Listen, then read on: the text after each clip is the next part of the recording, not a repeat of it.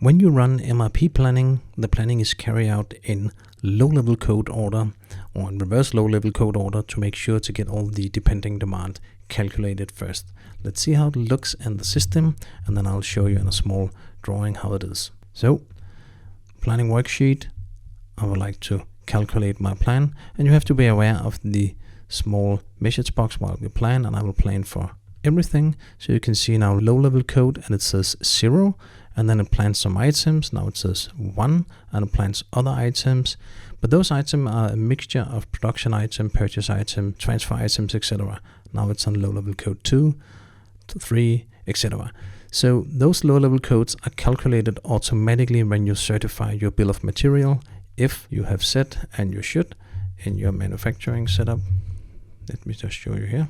The checkmark called dynamic low-level code. The only reason for not setting this checkmark is if you have very complex bill of materials, it might take a long time to certify your bill of material each time. So what actually happens is this. So if this is your hierarchy of production item and purchase items, I have just left out the transfer item in this scenario.